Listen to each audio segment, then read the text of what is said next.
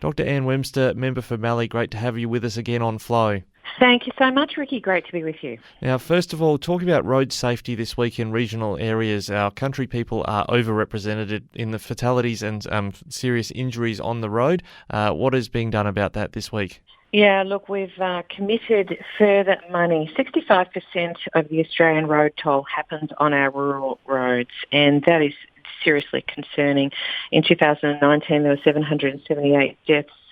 And, there's a lot of research about why that would be, the poor quality of the roads. Sometimes the roads are really narrow, high speeds, and, the fact that I don't know, I haven't looked at the data in depth, but I suspect some of the very big road trains that also make, visibility very difficult, necessary, but very difficult for ordinary little cars to be driving. So, I think what's encouraging is that the Australian government has committed $3 billion to the nationwide road safety program. Over $10 million is being shared across Mallee. And so far, just in my 2-year period representing Mallee, we've had over $480 million committed and expended on the roads in Mallee. So it's, a significant chunk of federal money goes to it. Some people say to me, why is it then that the roads are in such bad condition? It's a very, very good question.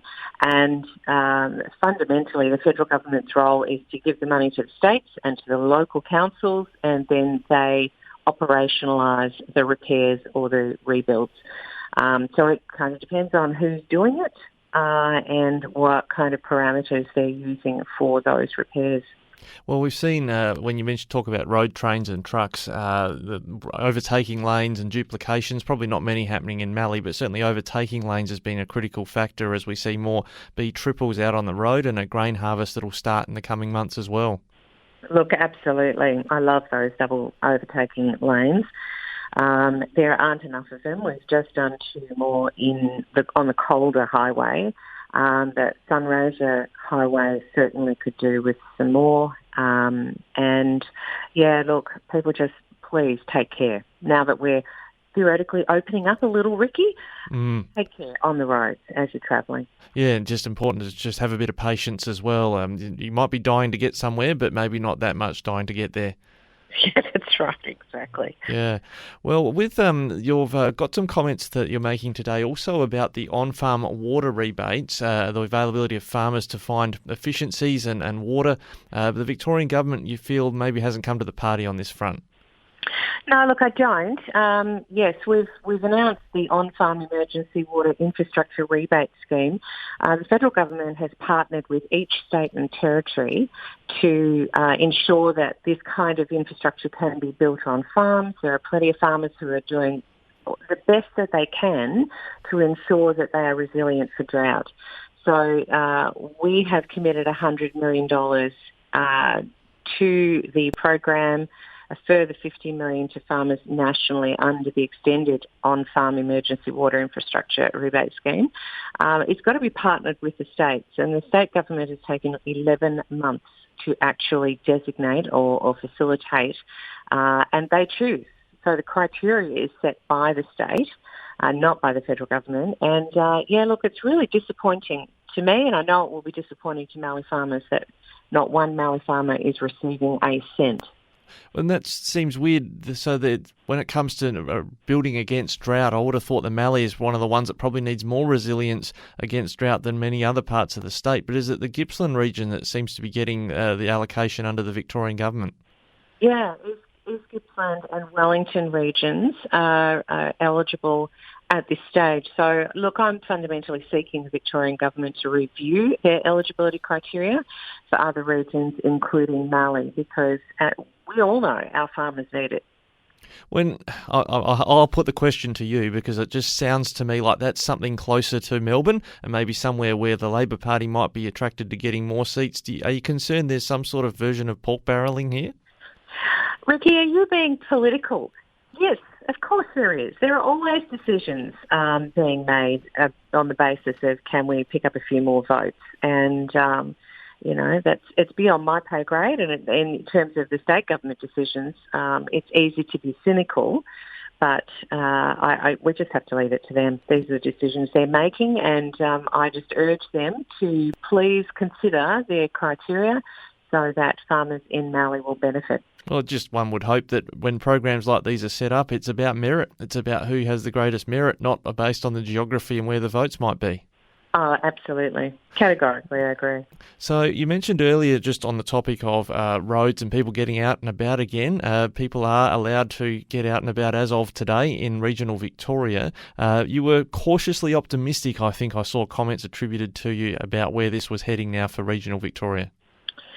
Yeah, look, I am cautiously optimistic. The reason I said that was because we have a case in Mildura. The exposure sites, as far as I'm aware, unless it's been announced today, really don't go beyond Dan Murphy's. That's really concerning. Somebody from Melbourne who has come up here, and there's so much rumour and conjecture about this particular case that we don't have the details. And again, I would urge the Victorian Government, Department of Health, to provide the details to us so that we can confidently open up. I mean, we're going to be living with COVID now moving forward, and I know that the Victorian Government has realised that we cannot aim for zero. That is pleasing because we can't.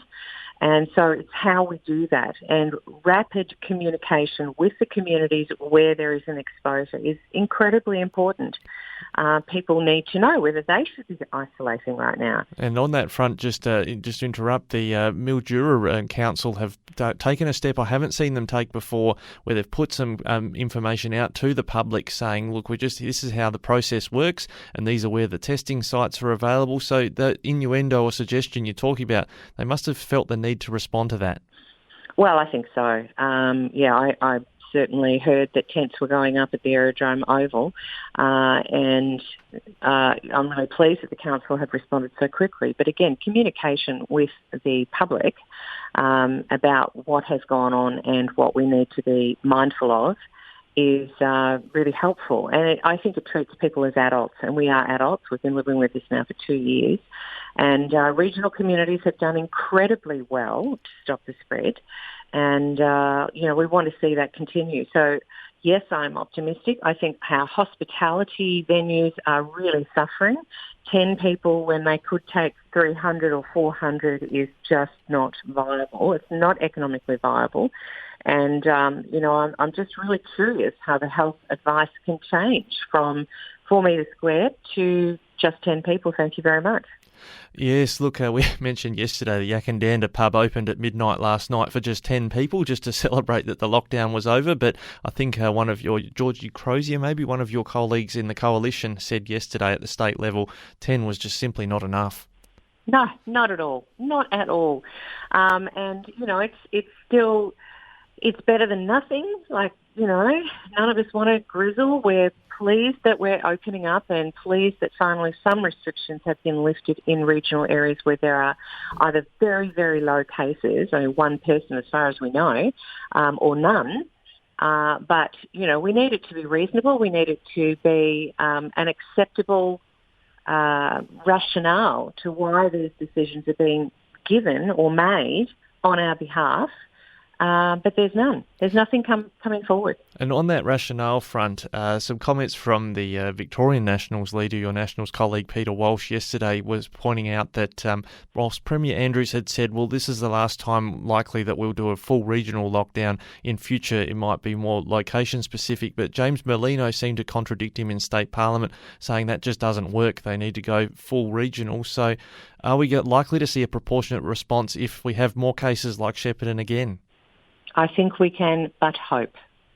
And I'm pretty confident that the Premier has the last say on most of this. So let's hope he does get this say, and that it is proportionate, it is targeted, and it's measured, because the level of frustration and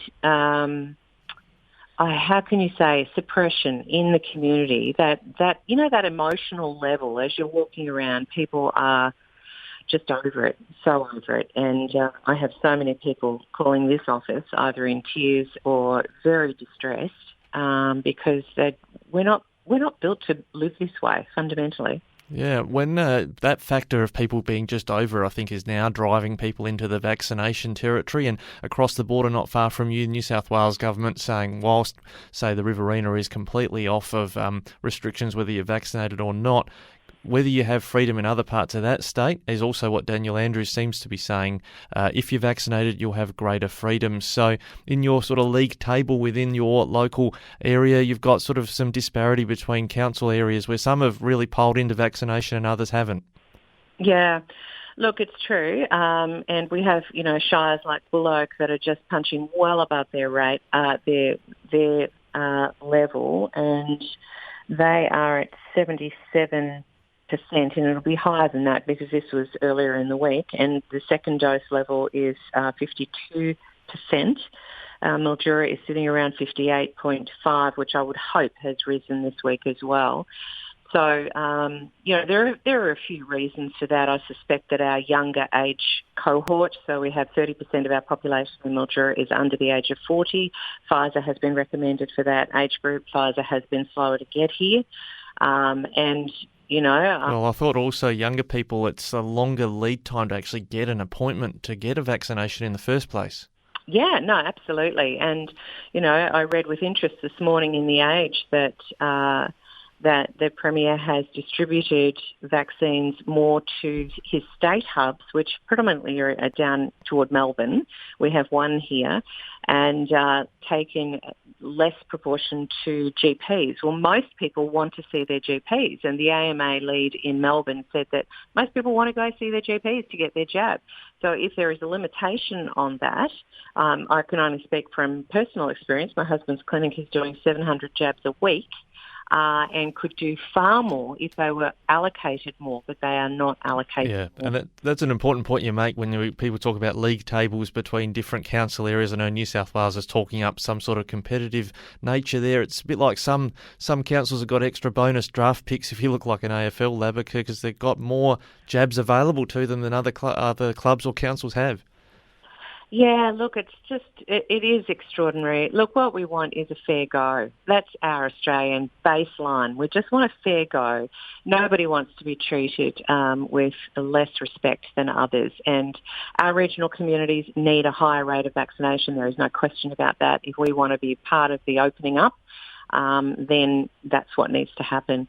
And I think one of the other interesting things, Ricky, again, it was in The Age, comparing vaccination, the vaccination passport, which is a hot topic for many, and the irritation about having it mandated in whatever sphere that you're talking about. When we first had seatbelts mandated back in I think it was the 70s, correct me? Well, it might have even been the 80s. I remember it, and I'm not that old. Okay, I'll go with you. The 80s. People were very upset that they had to wear a seatbelt. People did not want to wear a seatbelt. Now farmers in particular moving from farm to farm continues to be a frustration. Yeah, but the fact of the matter is that the government successfully mandated seatbelts. It has saved lives unquestionably. It doesn't save every life, but it saves lives. And I think the parallel with vaccinations is that vaccinations are saving lives. And it's not going to necessarily save every life. Nobody is putting that in writing, but it is certainly saving lives. And it was mandated by the government, and everyone pushed back at the time with seatbelts. People are pushing back now. We understand that. We're a democracy. People want to make their own choices. But the long and short of it is most people don't even think about the seatbelt issue anymore. We just do it. Yeah, it's the same I remember as a kid, I used to like riding around without a bike helmet on, and that became mandatory around the same time, or not long after that as well, and now that's standard issue for bicycle riding as well. Yep, absolutely. So, we can push back all we like. And I think the thing with vaccinations is that while a helmet and seatbelt saves your life, potentially saves your life, vaccinations actually save many others in the community, because the more that are vaccinated, the less risk there is to those who are vulnerable. Well, even this Institute of Health and Welfare data that came out this morning shows that you're also reducing the burden on the hospitals, where other people might need to be able to be in hospital for other reasons, but if we're not filling it up with COVID cases, other people can be treated more quickly, and there's going to be a big backlog on elective surgery, I think, as well, off of the back of the pandemic too. Well, there are now. There absolutely is now. So, we want our hospitals to be able to manage all of our normal illnesses, not be clogged up with COVID emergencies. Nobody wants to be that person who's in the emergency situation in ICU, goodness me. And so the way out of that is vaccination. Well, Dr. Anne Webster, that's great. You've got to head across a lot of topics there and a whole lot more in your work. Thanks for joining us again on Flow. You are very welcome. Thanks so much, Ricky.